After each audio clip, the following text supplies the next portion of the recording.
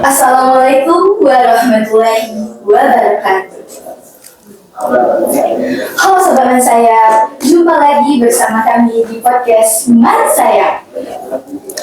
Nah sobat saya, pada kali ini kita kedatangan tamu spesial dari Provinsi Bengkulu, yakni Kepala Kantor Wilayah Kementerian Agama Provinsi Bengkulu dengan Bapak Dr. Haji Saifuddin SAG MSI.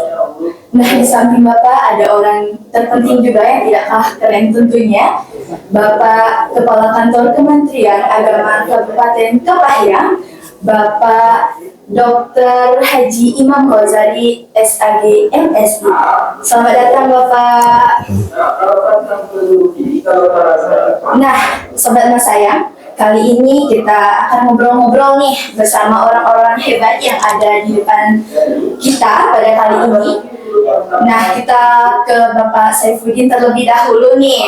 Bagaimana Bapak pengalaman Bapak sehingga dapat berada di posisi saat ini, baik ketika masa sekolah dahulu, masa kuliah, atau mencari pengalaman lah Pak tentunya. Bagaimana Bapak? Oke, makasih. Pertama saya ingin menyapa semua pemirsa atau pecinta podcast Man Satu Kepahyang atau Man Sayang. Man Sayang, kalau ditanya tentang bagaimana pengalaman masa belajar dulu, tentu memang eranya beda ya. Kita era dulu dengan sekarang proses pembelajaran itu beda. Kalau dulu proses pembelajaran itu lebih banyak manual ya, apalagi kalau saat masih SD SMP itu masih banyak manual semua. Sekarang sudah era belajar sudah digital gitu. Zaman itu belum ada HP, sekarang ada HP. Oleh karena itu kecepatan pengetahuan anak-anak sekarang itu jauh lebih cepat karena mereka bisa mengakses apapun melalui media sosial, melalui HP gadget ini dengan cepat. Kalau dulu enggak, dulu manual, handphone enggak ada, telepon enggak ada. Jadi beda lah, pasti beda itu. Tapi apapun itu ternyata proses transfer ilmu ini bisa dilakukan melalui jenjang zaman yang berbeda-beda itu tanpa kemudian menghalangi orang untuk mendapatkan yang terbaik ya tentang ilmu pengetahuan yang disampaikan oleh guru masing-masing dengan beda era, beda zaman kayak gitu. Nah, saya lama belajar dan itu sampai selesai SMA itu di Jawa Timur ya, di Gresik Jawa Timur. Kemudian hijrah ke Palembang di IAIN Raden Fatah Palembang saat itu, sekarang menjadi UIN Raden Fatah Palembang. S1 dan S3 saya itu di UIN Raden Fatah Palembang. Kemudian sampailah ke mengabdi di Kementerian Agama ini.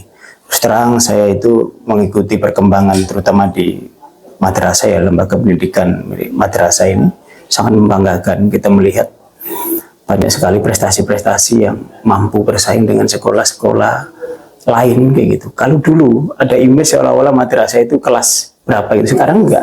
Sekarang kita berada di depan dan sanggup bersaing itu. Anak-anak kita sanggup bukan hanya di nasional, bahkan bersaing di internasional. Berapa kali kita madrasah kita yang mendapatkan prestasi di event internasional, dan ini kebanggaan kita bersama itu. Ya. Oke, mungkin ada Pak Imam, tentu juga punya pengalaman Pak sampai sekarang Bapak berada di Kabupaten Kepahyang nih Pak. Boleh cerita sedikit kepada sobat podcast Man Sayang di rumah pengalaman Bapak. Tentunya saya tahu nih Pak bisa menjadi motivasi juga buat orang tua di rumah supaya anaknya nanti bisa bersekolah atau mengikuti jejak-jejak orang-orang hebatnya di Kementerian Agama. Pada dasarnya memang proses pembelajaran ataupun pendidikan itu tidak singkat, artinya memerlukan waktu yang panjang. Kalau dalam kitab Ta'lim itu kan disebutkan jelas bahwa ada 6 syarat seseorang itu bisa mendapatkan ilmu pengetahuan. Itu salah satunya adalah tulus zaman, artinya butuh waktu yang panjang. Nah, waktu yang panjang ini tentu membutuhkan energi yang luar biasa, membutuhkan pemikiran luar biasa, pengorbanan yang luar biasa, dan tentu setiap jenjang juga butuh tantangan. Tapi yang terpenting bagi seorang siswa adalah bagaimana niat dan kesungguhan dalam belajar.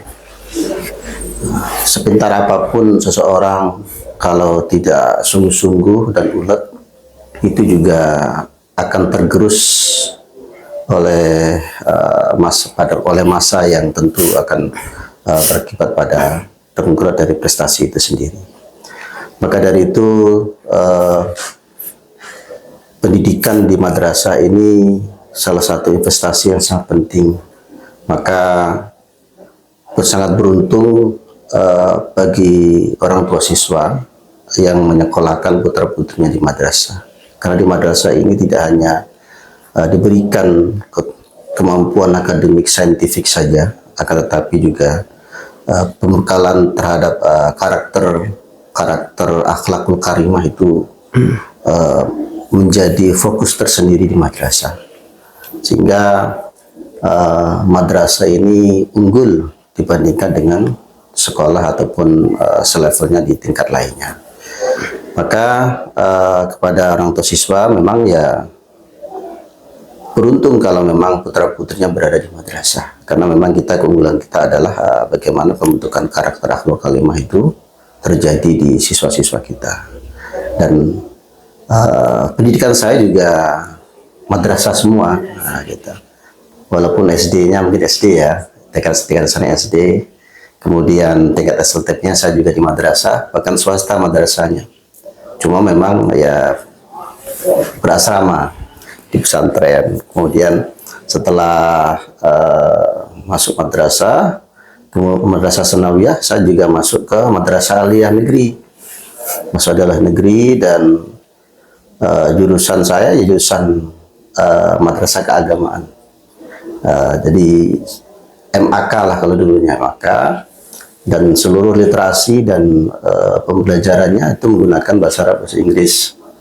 Guru itu memberikan penjelasan dalam bentuk bahasa Arab atau bahasa Inggris. Ujiannya juga, tek-teknya juga bahasa Arab, bahasa Inggris. Nah, setelah itu saya juga melanjutkan perguruan tinggi juga di IAIN. IAIN Mumbunjul Padang, S1 jurusan pendidikan bahasa Arab. Nah, setelah itu, setelah jadi ASN, lanjut lagi ke manajemen administrasi pendidikan di Universitas Bengkulu, dan alhamdulillah kemarin juga bisa menyelesaikan pendidikan S3 di UINFAS Bengkulu. Saya pikir itu saja pengalaman singkat terkait bagaimana berproses di madrasah.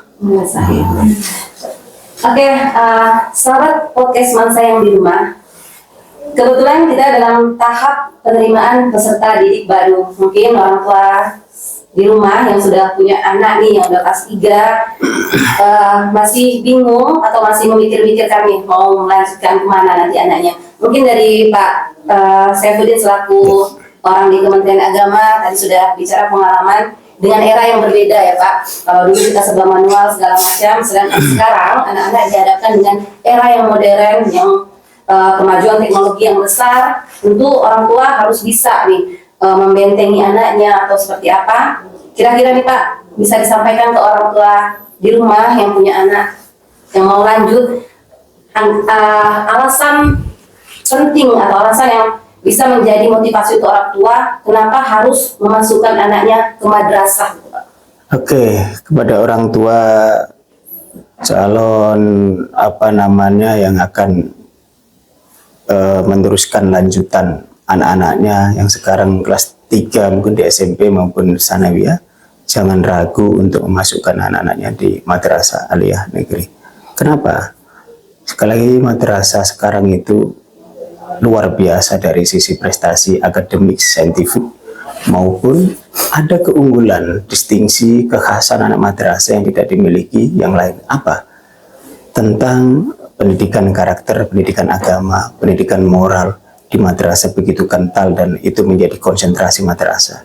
Sehingga di era yang sekarang ini, di era yang global seperti ini, sangat rentan anak-anak kita kemudian terpengaruh dengan dunia glamor, dunia poya-poya yang kemudian akan merugikan anak itu sendiri.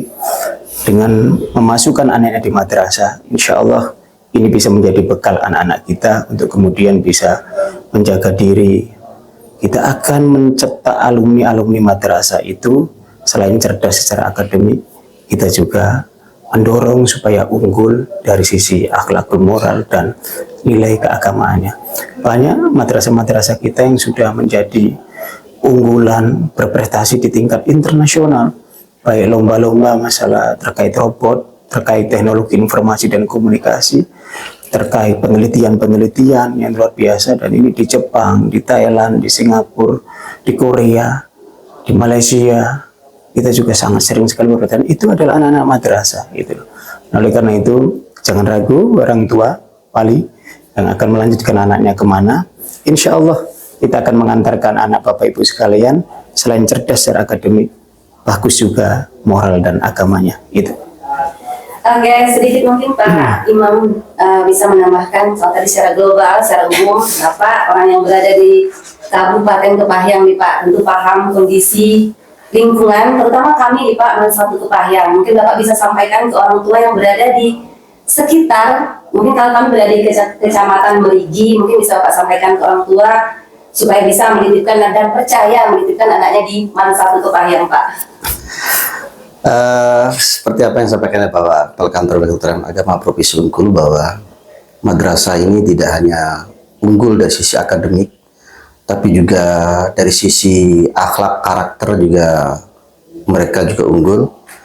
Dan tentu saya sampaikan juga bahwa keunggulan madrasah lain adalah bahwa madrasah kita itu madrasah yang ramah terhadap siswa, ramah terhadap lingkungan dan sebagainya. Ini terbukti bahwa selama perjalanan madrasah kita atau madrasah atau man 1 Kepahyang ini tidak ada kasus-kasus bully dan sebagainya, kasus-kasus kekerasan sebagainya yang mencuat sehingga menyebabkan mereka itu berkasus dan sebagainya. Maka dari itu saya yakin bahwa madrasah ini hebat dan berprestasi. Maka mari kepada orang tua siswa yang berada di sekitar Kecamatan Merigi, Kecamatan Hujan Mas, ya, mari kita lanjutkan pendidikan anak kita ke MAN 1 Kepahyang, karena madrasah Aliyah Negeri 1 Kepahyang insya Allah akan berikan quality assurance terhadap kualitas akademik, kemudian penjagaan moral dan etika anak-anak, serta madrasah ramah dengan anak tersebut. Saya pikir itu saja. Terima kasih. Nah, sobat podcast Mansaya di rumah, itu tadi penyampaian dari tentunya orang-orang hebat yang ada di Kementerian Agama. Semoga menjadi bahan pertimbangan untuk orang tua di rumah menitipkan anaknya di madrasah, khususnya MAN 1 Kepahyang. Mungkin cukup sekian saja podcast kita pada hari ini. Kami tutup. Wassalamualaikum warahmatullahi wabarakatuh.